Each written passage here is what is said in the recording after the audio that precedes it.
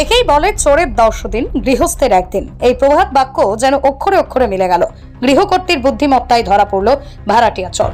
ঘরে লোকানো গোপন ক্যামেরায় ধরা পড়ল ভাড়াটিয়া চোরের কীর্তি। অবশেষে বারাসাত থানার উদ্যোগে উদ্ধার হলো জিনিসপত্র। ঘটনাটি ঘটেছে হৃদয়পুর এলাকার প্রণব কন্যা আশ্রমের কাছে। 4 মাস আগে সমস্ত নথি দিয়ে কোয়েল দেবনাথ বলে এক মহিলাকে ভাড়া দেন অনামিকা দাস নামে বাড়ির মালকিন। কয়েকদিন ধরেই বাড়ির নগদ টাকা, সোনার গহনা পরপর চুরি হচ্ছিল। পুলিশকে জানানোর আগে ঘরের মধ্যে গোপন ক্যামেরা লাগান অনামিকা দেবী। ব্যাস তাতেই চোর শনাক্ত হলো বাড়ি ভাড়াটিয়া কোয়েল দেবনাথ। ক্যামেরার ফুটেজ নিয়ে পুলিশের দ্বারস্থ হতে গ্রেপ্তার কোয়েল। পুলিশের জেরাতে কোয়েল স্বীকার করে সোনার গয়না ডাকবাংলো কাছ থেকে একটি সোনার দোকানে চুরি করা মাল বিক্রি করেছে। সেই মতোই বারাসাত থানার পুলিশ গিয়ে সোনার গয়না উদ্ধার করে।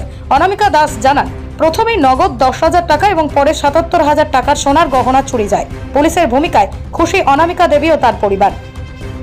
4 মাস এই হলো আমার বাড়িতে ও ব্রোকারের মাধ্যমে, আমার হৃদয়পুরের ব্রোকারের মাধ্যমে ও ভাড়া এসেছিলো আমার বাড়িতে। আইডেন্টি প্রুফ সব দেখে আমি সারদা মিশন চাপাটালির মোড়, ওখানে সারদা মিশনের হিসাবে আমি সব দেখে নিয়েছি। আইডেন্টি প্রুফ সব ঠিকঠাক আছে, খোঁজখবর নিয়েছি যে হ্যাঁ মেয়েটি ঠিকঠাক ওখানেই থাকতো এবং মেয়েটির যেটুকু দেখেছি সব কিছু ভালো, বেশ ভালো কথা। আমি ভাড়া হিসেবে নিয়েছি।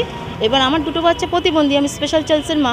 এবার সেই জায়গায় দাঁড়িয়ে আমি ওষুধের জন্য বা ডাক্তার দেখানোর জন্য আমি আমার বাপের বাড়ি থেকে 2-3 দিন থেকে ওখানে আমি ট্রিটমেন্টের জন্য যাই। এবার সেই ভুলে আমার হাজব্যান্ড কী করেছে, ভুল করে হয়তো কোনো সময় লকের চাবি একবার দেয়নি, না দেওয়াতে ও কী করেছে, ঘরে আমি টাকা তুলে রেখেছিস লোন করে, সেই টাকার থেকে ও থোক টাকার থেকে 10,000 টাকা নিয়ে নিয়েছে, আর বাদবাকি টাকা রয়েছে।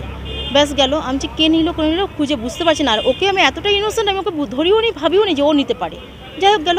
আবার আমি দেখছি 20-25 দিন পরে আমি আমার সোনার 6 গ্রামের একটা সোনার রিং এবং হলো গিয়ে বাউটি হাতের আর কানপাশা আমি পাচ্ছি না তন্ন খোঁজ পাচ্ছি না। বলছি আমার ঘরে তো আউট লোক কেউ আসে না, বাইরের লোক আসার মতন আমার সেই স্কোপ নেই আমার বাড়িতে ঢোকার মতন, একমাত্র ওই আছে, কারণ সামনের গেটের চাবি ওর কাছে থাকে। তখন আমি ওকে সন্দেহ করলাম, কিন্তু সন্দেহ করলে তো সব কিছু করা যায় না।